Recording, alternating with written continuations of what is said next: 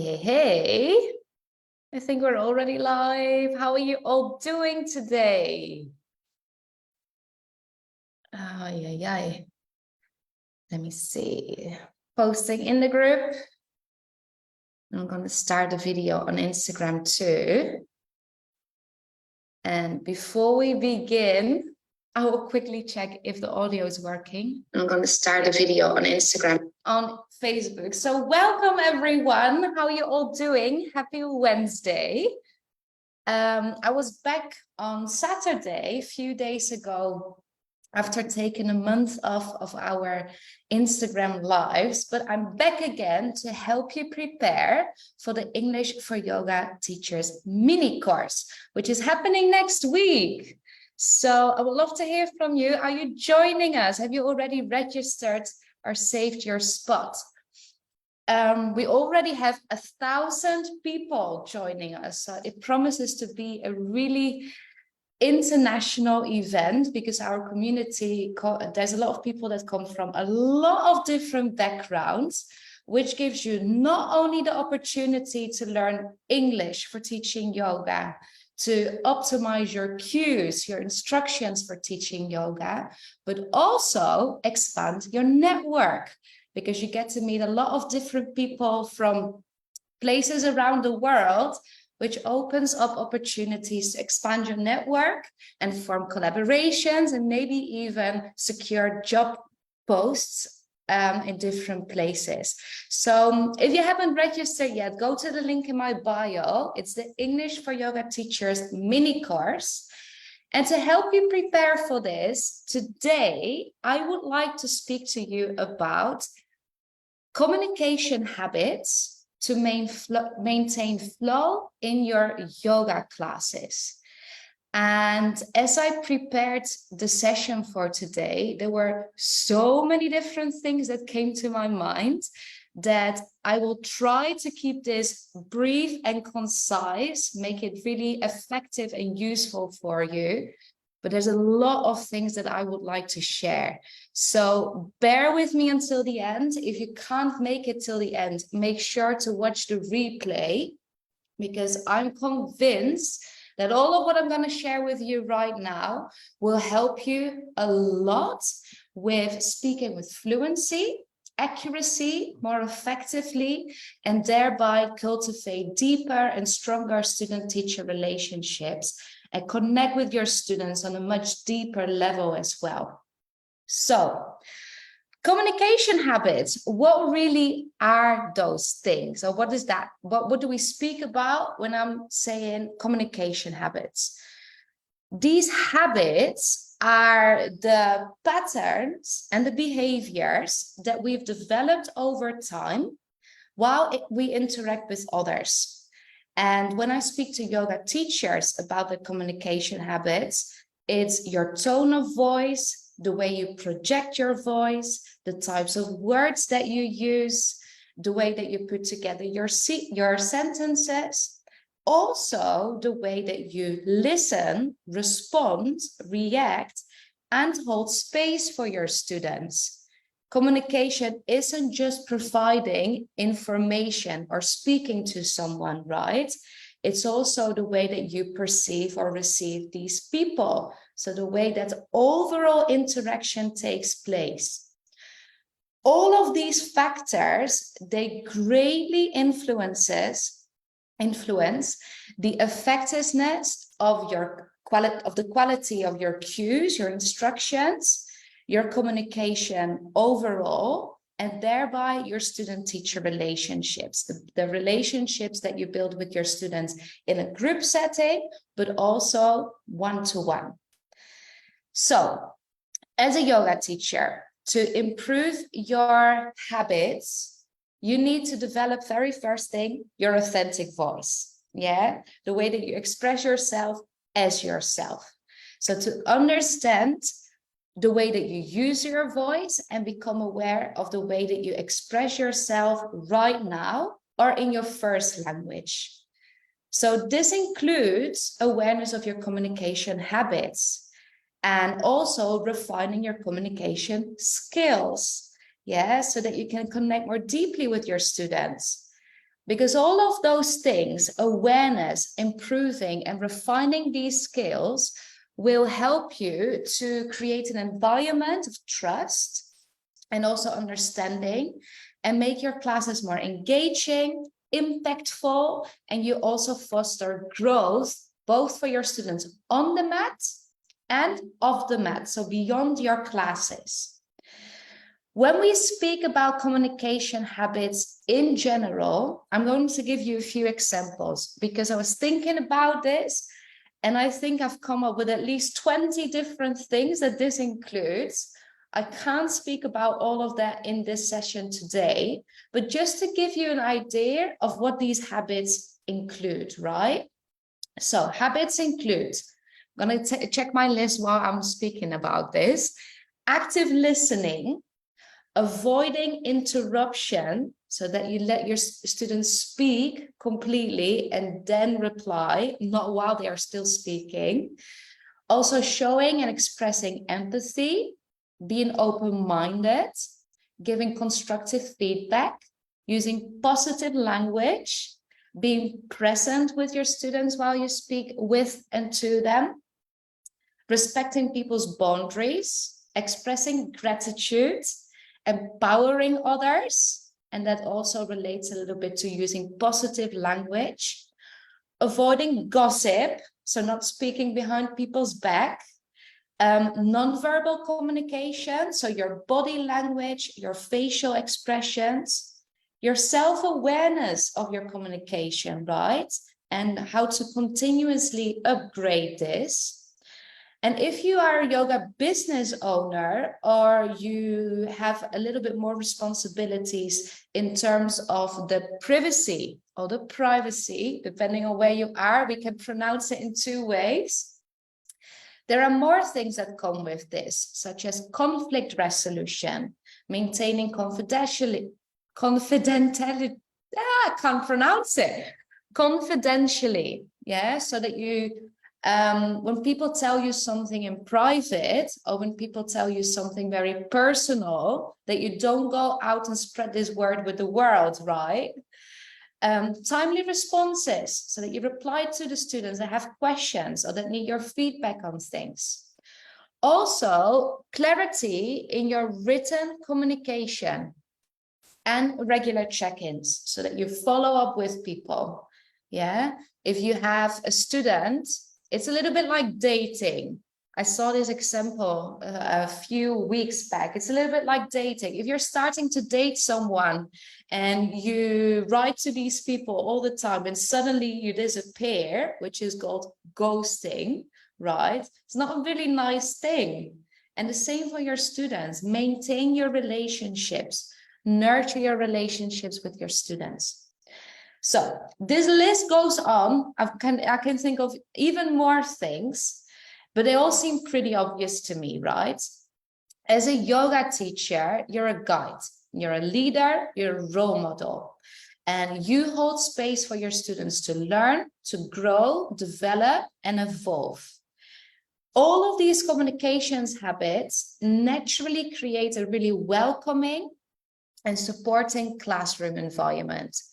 And ultimately a space where your students feel being seen, they feel being heard, they feel safe, and also respected. So before I dive into the 5 things that will help you to maintain flow, if you have never reflected on your communication before, I invite you to sit down and reflect on the points that I've already mentioned. Yeah, reflect on how you interact with your students and what you can do to optimize this. Yeah, but we're going to take it further and really speak about the habits that we have or that we can improve while we are cueing or giving instructions in class. So the communication in which you lead your students or you guide your students through a yoga asana practice or through a mindfulness practice. Mindfulness and meditation can be very similar. So I would like to hear from you. Write in the comments, because I see a lot of people joining now, a lot of new people as well, a lot of new people that have joined the community. If I don't know you yet, write in the comments and introduce yourself. But I would like to hear from you. Are you aware of your communication skills and especially your habits during a yoga class? And if you are aware of these things, or if you have noticed that sometimes it's challenging to express yourself, what is it that you would like to improve? What about your cueing and instructions would you like to improve? Write these things down, and I'm going to take you through the 5 habits that you can improve today to maintain flow in your yoga classes. So, hey, lovely. Oh, that's really nice. So, number one, overcomplicating your cues and instructions.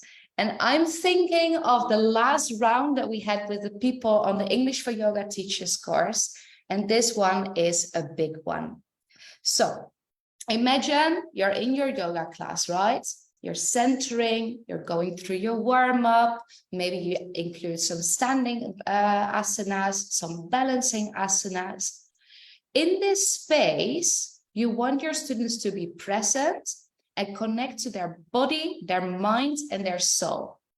And you want your guidance to be very clear, to be effective, to be concise, so that your students do not have to think about what you say and instead can stay present within their own practice. So that means that you want to deliver your cues and instructions, avoiding complexity. So when your cues are really long and they include a lot of different words, or they include a lot of difficult words, you risk disruption of the flow because students get confused, right? They get distracted, they lose engagement, maybe they get anxious because there's a lot of things happening. They're not only listening to you, they're also in their body, they're connected to their breath, they're trying to feel what's going on in their body, their minds, emotions. So your students are going through a lot of different things aside from listening to you. So if your cues are really long and really they include a lot of different words, your students are too busy thinking about what you said.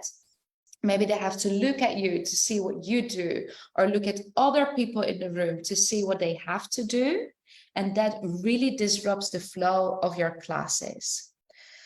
Now, another thing, if you teach on an international level, these long and unclear cues can be especially problematic if your yoga students also do not speak English as a first language. Why? Because they're already making an effort to understanding English and your instructions in the first place. Yeah, so that's already a challenge. And now they have an extra challenge of understanding even more words or more difficult words and long sentences, and maybe yogic vocabulary that's completely new to them. So all of this can cause your students to get lost, and it can result in misalignment.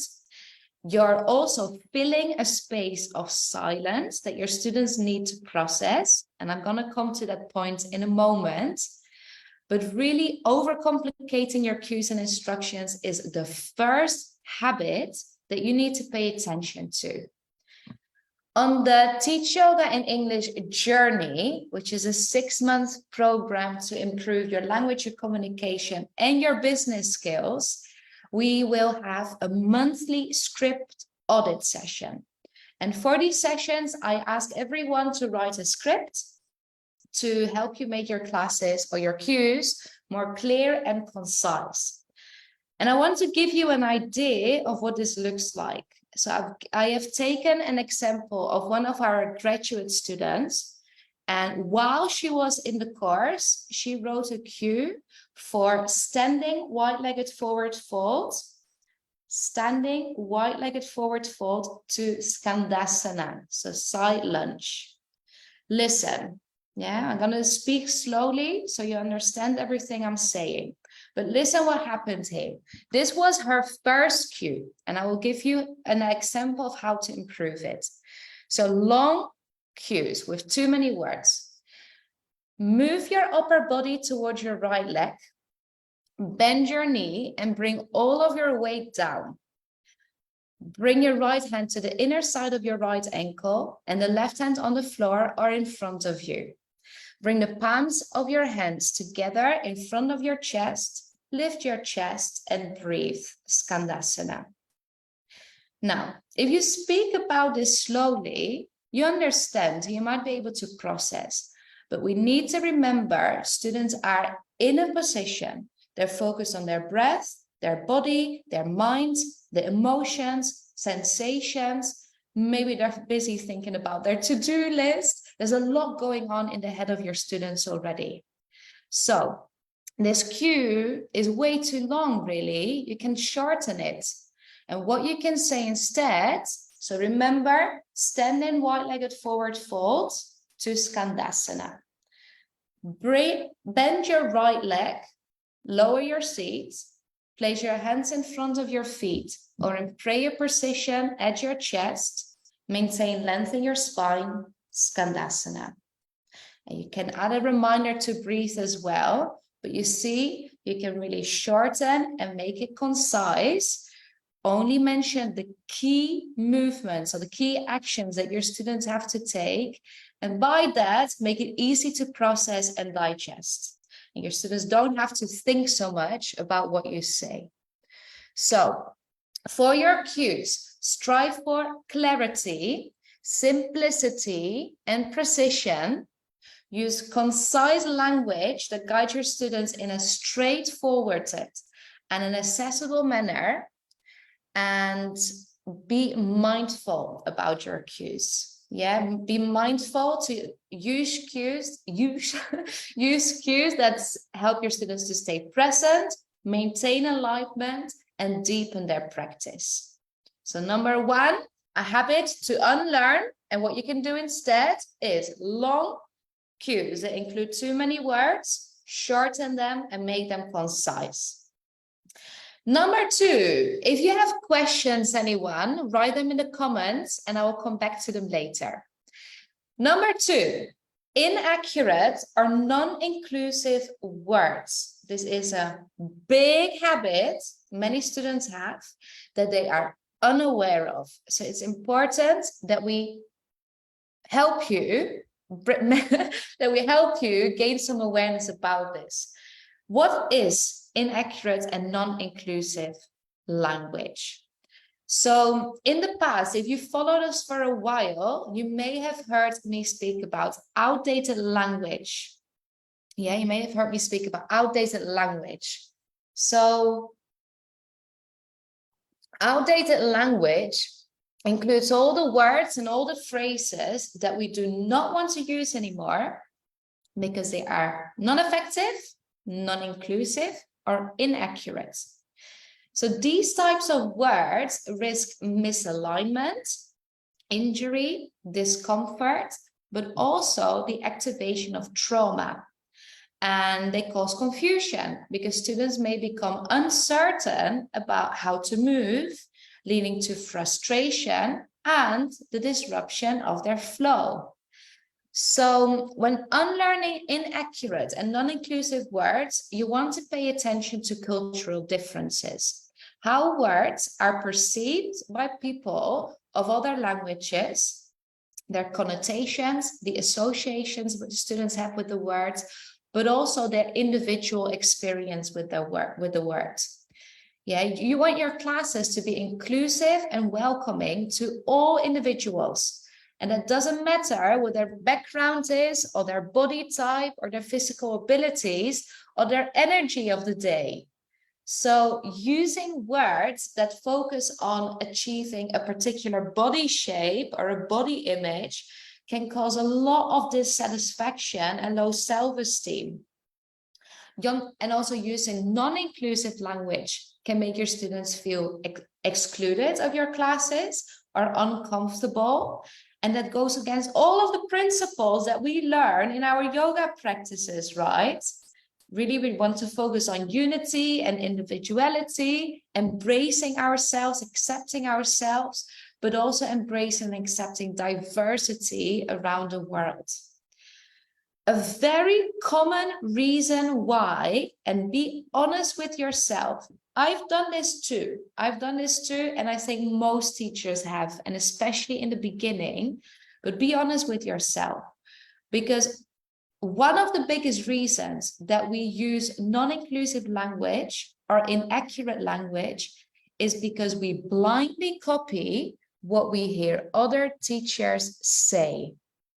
Yeah, we blindly copy what we have heard other people say. And that could be because the cue worked for you, but that doesn't mean it's accurate or inclusive. And it doesn't mean that that works for every individual. So we want to choose our words mindfully and with intention. So to give you examples, an example of an inaccurate cue or an inaccurate language. Imagine you are in plank pose and you want to build some core strength, or you want to activate the core muscles. And some teachers do that by bringing the knees inward toward the chest, the arms, right? It can be that you get there from plank pose, or maybe from a three-legged dog. You're moving in and out, right? What I often hear teachers say is bring your knee to your shoulder. Now, anatomically speaking, this is almost impossible, right? Because let's say we're in plank pose and your right leg is straightened behind you, and you ask your students now to bring the knee to the shoulder. Your shoulder is up here. Really what you want to say, or what you mean, is bring your knee to your upper arm, bring it forward to your upper arm and behind it, or towards your elbow or your lower arm, maybe towards the wrist, depending on the type of exercise. But never really, it's your shoulder.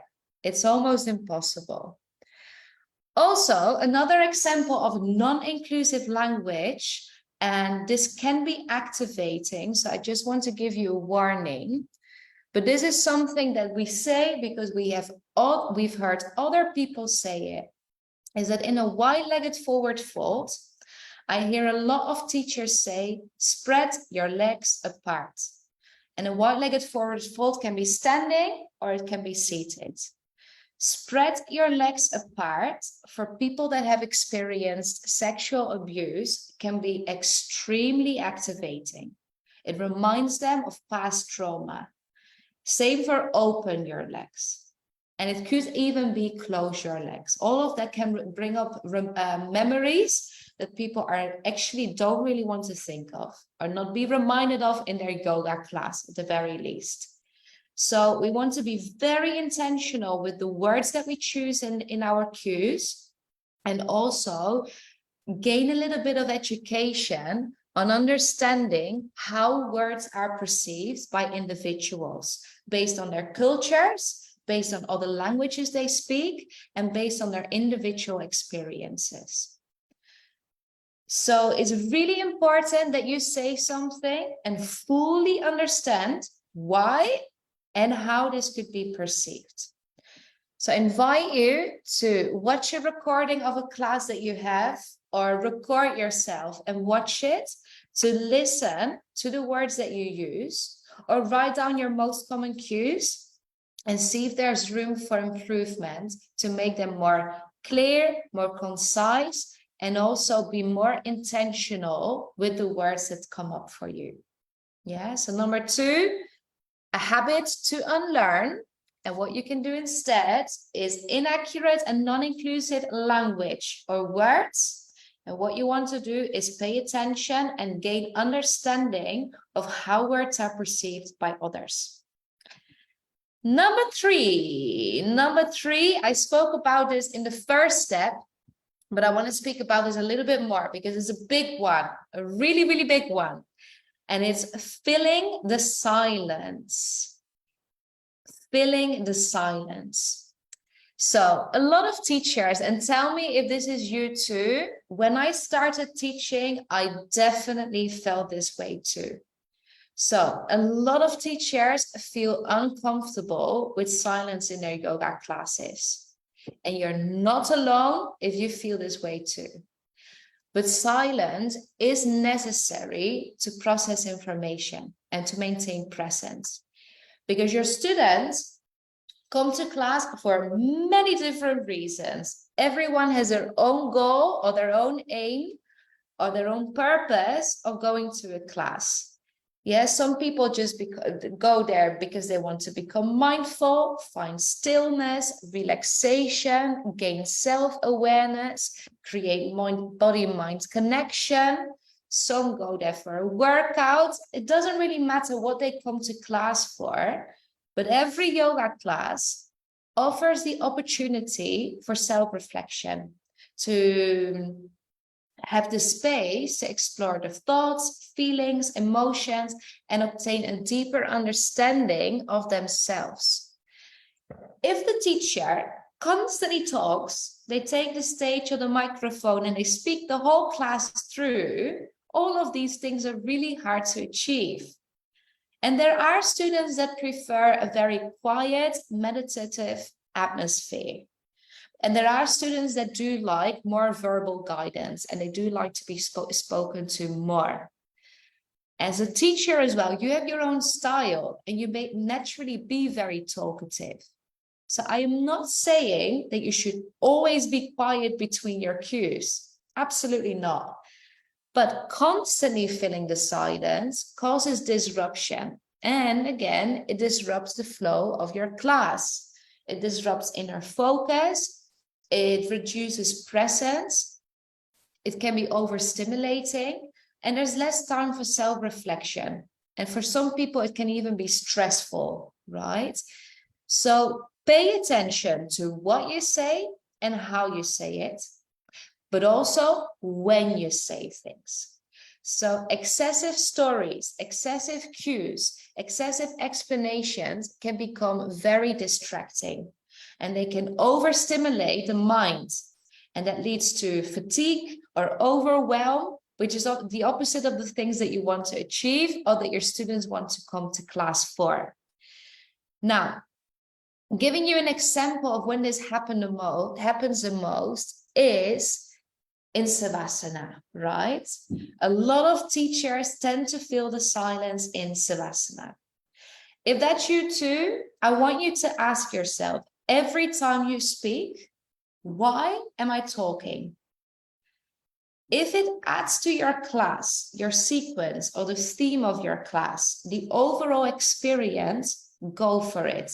If it's necessary, if it's useful, if it's inspiring, do use it.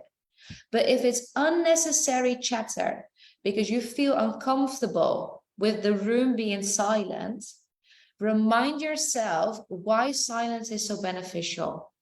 And especially in Savasana, think of this promotion of inner peace and the tranquility, relaxation. Yeah, think of all the things, all the benefits, the time that people can process or even reflect, or simply the simplest thing to enjoy a moment to themselves, right? Remind yourself of these things. If it adds to your class, if it's your style of teaching, if your students love hearing you speak a lot, do go for it. It doesn't mean that you can't speak at all if it's not a cue. That's not what I'm trying to say with this. But be intentional with what you share it. What you say, how you say, but also when you say it. So, filling the silence, and habit to pay attention to and understand for yourself if this is something that you can improve or optimize. Fantastic. I see that Marina agrees. 80% of Savasana, the teacher should be quiet. Yeah. And well, I won't speak about percentages. I would like to keep everyone being true to their own style, but definitely allow space for silence in Savasana. Then the next thing we spoke so far about overcomplicating cues and instructions. And then we spoke about inaccurate and non-inclusive language or words and filling the silence. The fourth habit that we want to pay attention to is filler words. Filler words are in some ways similar to filling the silence. Filler words are words that we often use unconsciously that help you think for a moment or help you buy time to think of something that you want to say. And they also might be something that you've heard other people say, you unconsciously copied it, and now suddenly it's something that you say all the time. One of those filler words for me is amazing. I say amazing all the time without even thinking about it. One problem with this, it doesn't sound very genuine anymore. But other filler words are thinking, or aha, but also words like great, amazing, well done, or hold on, wait for a moment. Yeah, sorry is a big one for many students, for many teachers. So filler words, just as all the other points I mentioned already, can cause confusion and distraction, and also a disrupted practice. Yeah, they disrupt the flow of your practice and the meditative qualities of your yoga asana classes. For some students, these filler words can be really annoying and cause them to not even go back to your classes anymore, because they really disrupt their ability to find peace or find tranquility. And it also disengages them from their own body and their practice, or makes their practice less enjoyable. Now, apart from the effect that these filler words have on your students' practice, they can also make your students think that you are less knowledgeable or unsure about what you're saying, especially if you use filler words to express that you're thinking about something. It can come off that you're not prepared or you don't know what you're doing, and it can affect the trust that they have in you leading them through the class. It doesn't mean that you don't know what you're doing. Sometimes we just need to think of something, or we're trying to find the right word to express ourselves more clearly. You know very well what you're doing, but overusing words that fill up this silence or express that you're thinking about something may cause your students to mistrust that you know what you're doing. So, as a teacher, you're a professional and your communication is key. So to overcome excessively using filler words, practice mindful communication. So take pauses when you can or when you prefer. Plan your cues in advance. So write them out, practice speaking to yourself, practice teaching yourself, practice teaching yoga to friends and family. And with that, you can give yourself constructive feedback on how you're doing, find points of improvement, and gain confidence in your verbal communication. So in module 2 of the Teach Yoga and English journey, we have a lesson completely dedicated to filler words. And all throughout the course, you get to practice unlearning them in your teaching practices. So you will not only find out what your filler words are, but also learn how to unlearn them. And you will also be able to identify them in other people if you haven't done anything like this before. But for now, watch and listen to recordings of your teachings, your classes, or your practices, and try to detect some of the filler words that you use. And then ask yourself, are there synonyms, other words that I can replace them with? For example, if one of your filler words is amazing, there are hundreds of adjectives that you can replace amazing with, right? Or is it a filler word that's better replaced with silence? Like aha could be one if it's too often. thinking about something could be replaced with silence. Yeah. So have a look at this. Will you save this live? Absolutely. So we are live on Facebook and on Instagram at the same time. So sometimes it happens, not very often, and I shouldn't say this out loud in case it does happen. You will always be able to find the lives back either on Instagram, on Facebook, and we post them on our podcast, Your Yoga in English, as well. So you can find the podcast on Spotify and Google Podcasts, Apple Podcasts, many different places. So, and it's even uploaded to YouTube. So there's many different places where to find it back. All right, lovely. Nadia, if you have questions later on, always feel free to write to me. So, filler words. Watch your recordings, replace them with synonyms, or allow that those. Blah, blah, blah. Watch your recordings, replace them with synonyms, or allow for silence. The last thing that I would like to share with you is a very sensitive one. And this is not to be hard or harsh on you. It's not to tell you off at all. But it's something that I want you to be aware of, and something that can massively boost your authenticity.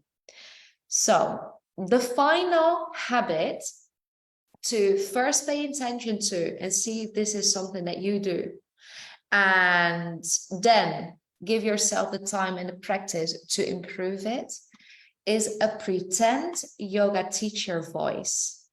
Pretend yoga teacher voice. So to me, there is nothing more annoying than a yoga teacher that sounds like all other yoga teachers.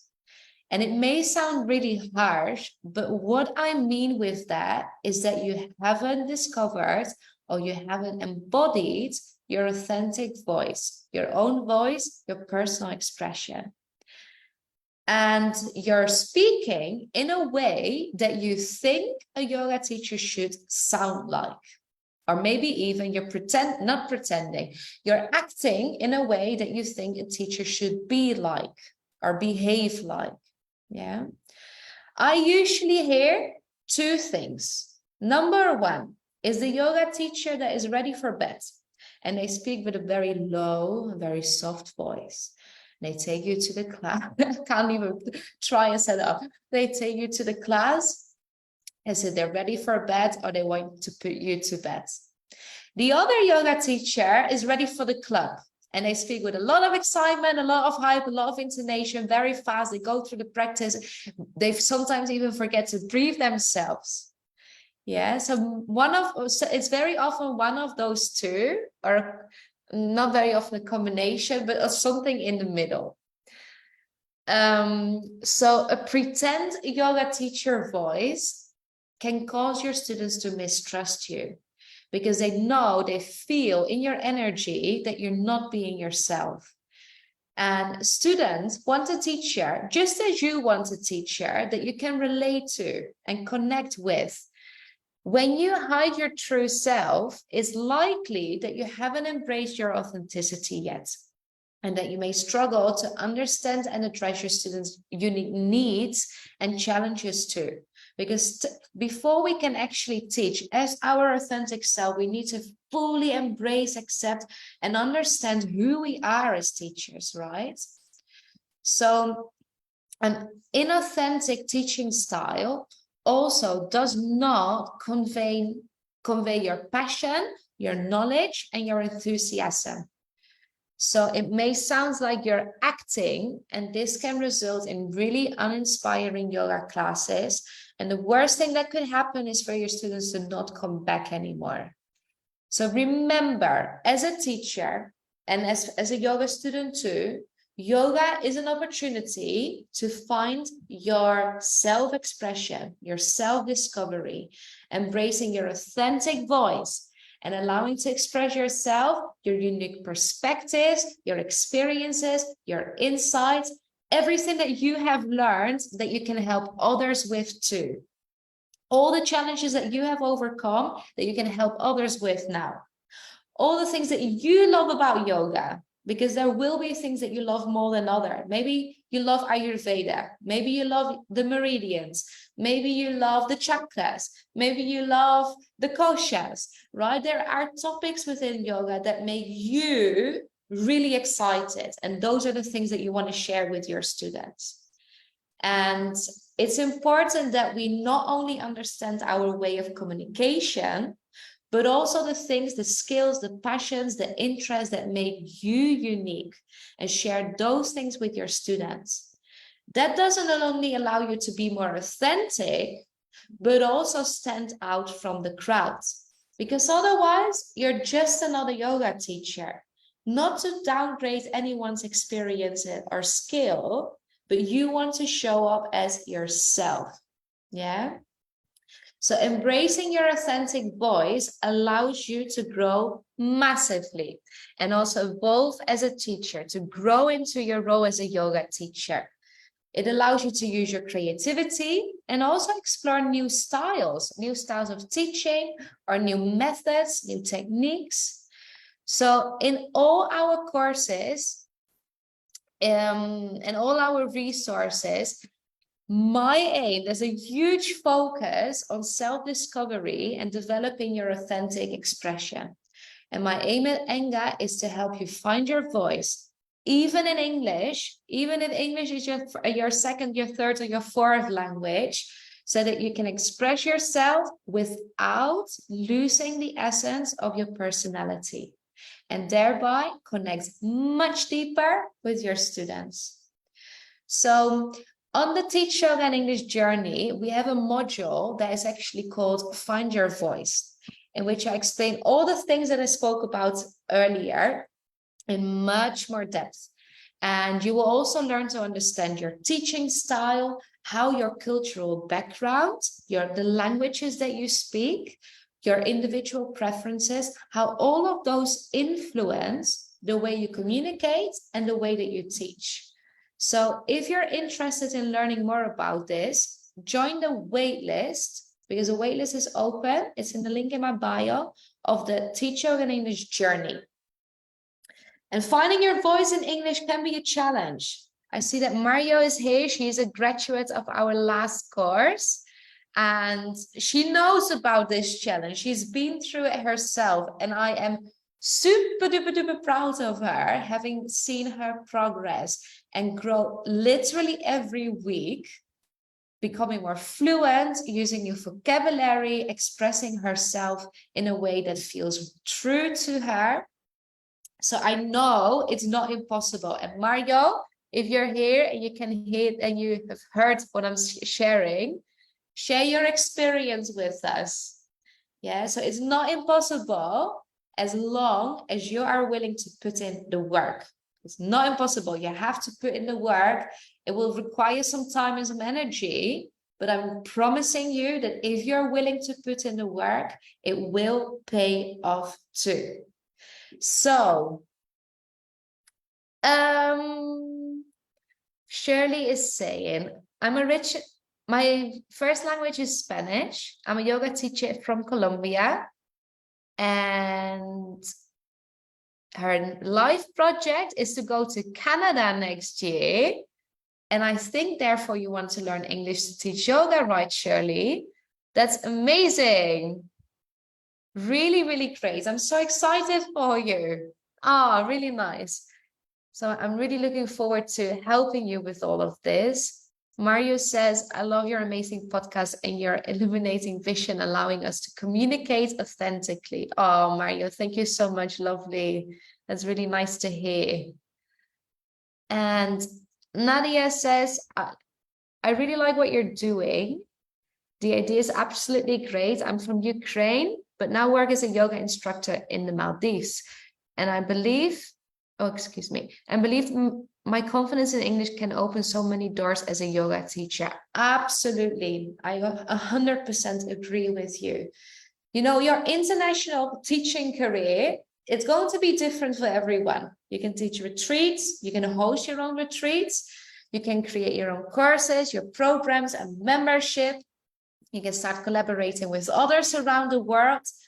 The opportunities of teaching yoga and English allows you to create a career, a teaching career that you love on your terms, sharing the passions that you have within the world of yoga and wellness in the way that suits your lifestyle as well and your energy levels. So I 100% agree that putting in the work to first improve your English, your communication, and find your voice is going to open up a whole new world for you.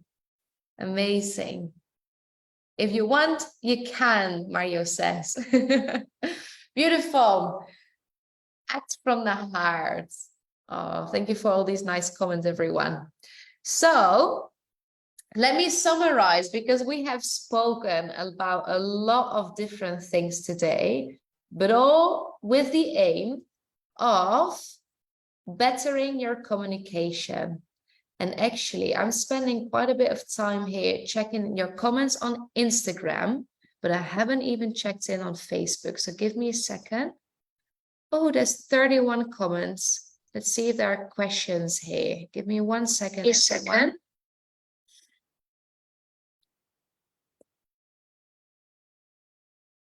Someone is speaking in another language that I don't understand. So if you have a question, you can speak to me in English, in Spanish, in Dutch, German, or Portuguese. I will understand at least written. If it's another language, try and rephrase it for me in English. And see that as a practice as well. See it as a practice as well to practice your English skills, your vocabulary. So to summarize what we've spoken about today, communication habits. What are they? They are the recurring patterns and the behaviors that we've developed over time while we interact with others. So it's not the way that you give information only, also the way that you receive information and that you interact with people. So speaking, expressing yourself, but also listening and holding space. Now, when speaking to yoga teachers about their communication habits, I'm really focused on the tone of voice, the way you use your voice and project your voice, the types of words you use, the way you put together your sentences, grammar, and also the way in which you listen, respond, and react, and hold space for your students to express themselves. Yeah. So your communication influences the quality of your cues, your instructions, your overall communication, and your student-teacher relationships. And to gain examples of communication habits, watch the replay from the beginning, because I've given a lot of different examples at the start of this training. What's most important for you right now are the 5 points that I shared with you, that you either need to unlearn. Well, first, gain awareness and see if you commit these habits. Committing habits is not actually a thing, but see if this is if one of these things are your habits. So awareness, then see what you can do instead. If you have forgotten, watch the replay, go through this again, so that you can optimize your communication in your yoga classes and maintain flow while you're leading or guiding your students through the asana practice. So I spoke about overcomplicating cues and instructions, filling the silence, inaccurate or non-inclusive language and words, filler words, and a pretend yoga teacher voice. Yeah, so go back through this, reflect on this for yourself. And obviously, if you have questions, anyone, write them in the comments. And if you're watching the replay, because I received a lot of emails this morning from people that want to watch the replay. I haven't even said anything, so everyone watching the replay, welcome as well. But if you're watching the replay, write to me here in the comments on Instagram or Facebook, or send an email at annie@engaunite.com. Now, throughout this training, you've heard me mention the Teach Yoga in English journey a few times. And if you are interested in learning more about this, and become more impactful and a more authentic yoga teacher, join the wait list, because the next cohort, the next round, is starting on the 1st of October. And on this course, Mario says, I learned a lot with you in the training, and I consider this evolution as a gift. Wow, that means so much, Mario. You got me speechless. Thank you so much, lovely. Those are really, really nice words. That's really sweet to hear. So this course is where I'm giving you a lot of in-depth guidance and look at your journeys one-on-one in a group setting. We've got community meetups, speaking practices, teaching practices, script audits. There's a lot that we will look at. And it's not just your English language, but it's your whole teaching personality, your authenticity, and eventually your international career. So if you join the wait list, you will receive $350 off. The discount expires on the 17th of September. And after that, I'm not giving any more discounts because I do not like these pressure time stamps like, oh, you need to enroll right now to get this discount. And then 3 days later, you need to enroll to get this discount. $350 off only until the 17th of September, early enrollment. Yeah.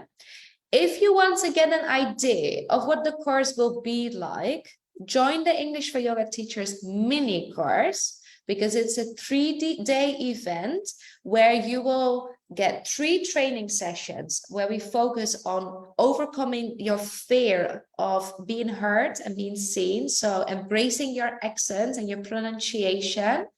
We're going to look at language that you can use for asana classes. So words for the body parts, for your cues, for direction and movement, prepositions.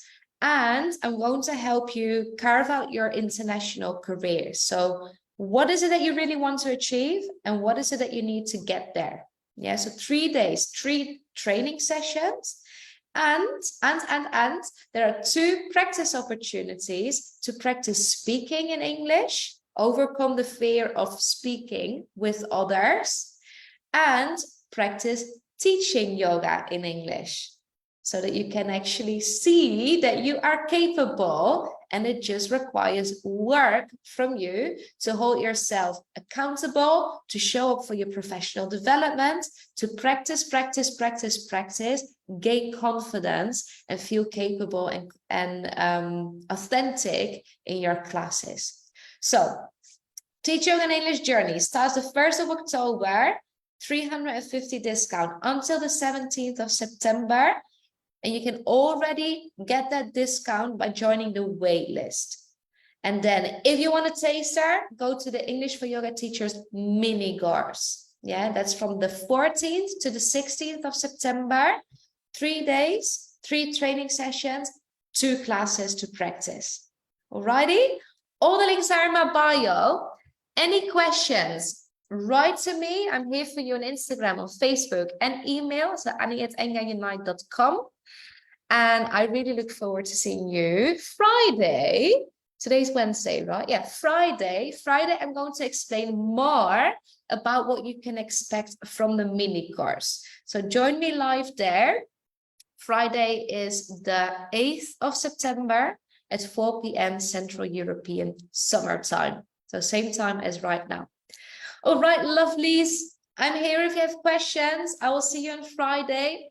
Have a great rest of your day and speak to you soon. Goodbye.